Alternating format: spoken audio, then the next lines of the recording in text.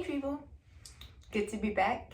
Today I'll be doing some maintenance and I'll be cleaning up my MSA 220.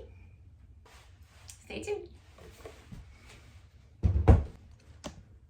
So as you probably already know, the first thing you do when working with a battery saw is take out the battery. We don't want any accidents. And then we just get it up here like any other saw. As you can see, it's quite dirty. So the first thing I do is take off this cover, if it will. As I said, it's pretty dirty, pretty gunged up. So yeah, I'll be cleaning this and the area here. What I do when I clean my saws is I use compressed air to remove all of this. And then of course when I'm doing that, I will be taking off the bond chain as well, because we don't want that being in the way and I want to be able to clean it up thoroughly. So I'll take this off and then clean every part of it. So this right here is a pretty neat feature when you're out in the field working, but when you're cleaning the saw, it's actually pretty annoying, because in order to get it really clean, you need to take off this little screw right there and then take this off and clean everything up, because it's actually kind of covering my oiling hole so I can't see it. But yeah, I'll take this off and then clean that as well, because we want it done properly, right? No, at least I like to do it properly. So I'll be taking this off and cleaning that. But I'm gonna start by showing you this machine right here. There we go. So everything in here needs to be cleaned off, especially in the area in here. We want all braking parts to work as they should. So yeah, if it was resin and stuff like that stuck on it, I would be using Clean. But in this case, it does seem like everything is just really easy to get off. So I'll just be cleaning it up with compressed air. So with the cover, what you really want to pay attention to is the area in here. And I'm trying to look at myself as I'm speaking, so I'm not really looking at you guys. Sorry, I'll be here. Okay, so with the cover, what's important is to clean this area in here, especially with the little spring right there, because you want everything to be working, as I said, with the chain brake and so on. Also up here, you've got the tightening device. This is what tightens your chain, and you want to make sure that that is moving nice and smoothly. So clean that up as well. Make sure that's clean. And then of course you don't want anything collected in here, as I have right now, because it just slow down the chain and make it more difficult for the saw to work. So clean it up. Right, stay tuned. When you forget your earmuffs in the rain. So nice.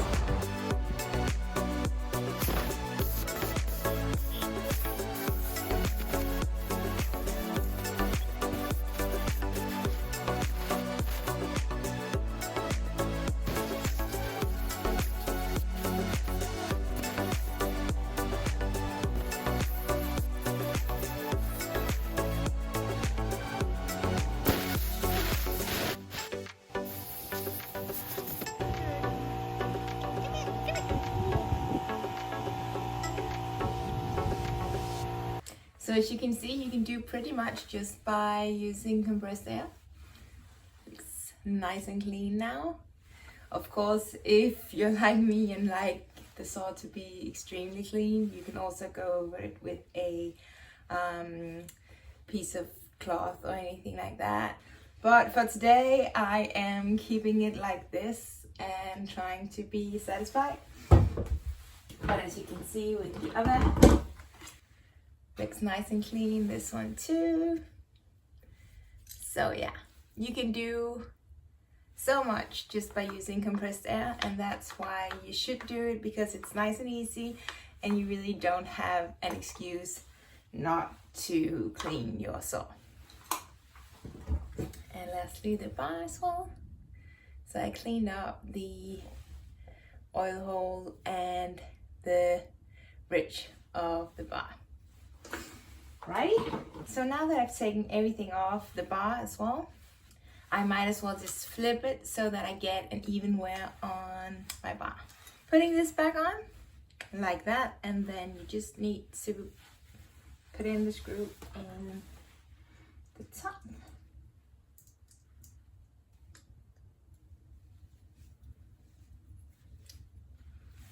Okay. So now that it's back in place, I can turn it and tighten my chain. It's pretty much ready to go back on. And then of course, when I'm doing maintenance, I also sharpen my chain.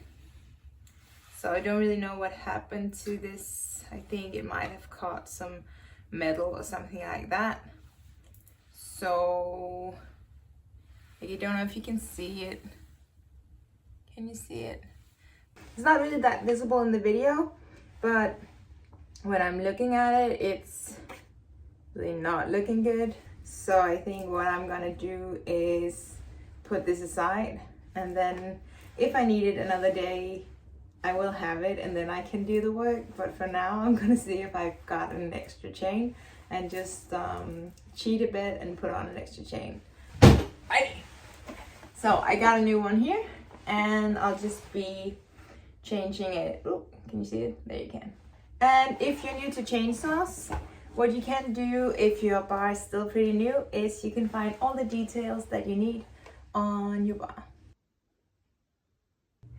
Okay, so length, number of drive links, and the drive link thickness. Those are all really important things in order to get the right one. Then you find the same details on your chain box. So it's really hard when I'm trying to read it backwards, but you've got the number, or the length right here, then the number of drive links and the drive link thickness up there. So yeah, make sure you get the right one because it's pretty crucial. Otherwise you might end up breaking parts on your saw, or it just doesn't fit, and that's never fun when you're on a job. So if you've got a new chain and it's all tangled up, like it only is when it comes out of the box, what you need to do is you need to find 2 loops like that, and then you can just open it up. But when it's folded in all different ways, see if I can do it with this one, like you get it out like this, and you don't really know what to do, and everything you do, it just seems like it's still tangled up. Put it down, and then just find those 2 loops. See, as soon as you've got that, then it's easy to untangle. So, just a small tip.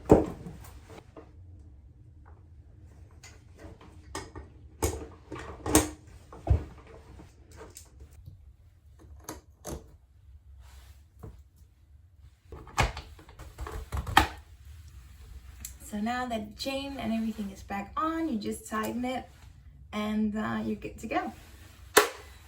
Remember the chain ring, of course, and yeah. So it's ready again. Well, I hope you enjoyed today's video, people, and I promise I'll be back soon with more content.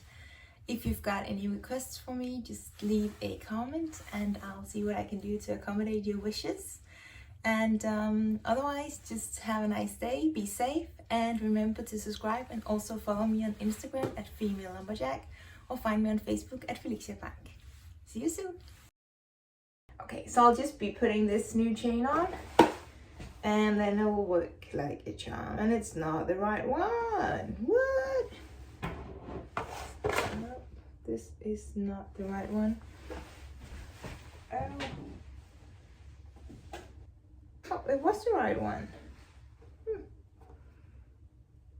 All right. So never mind me.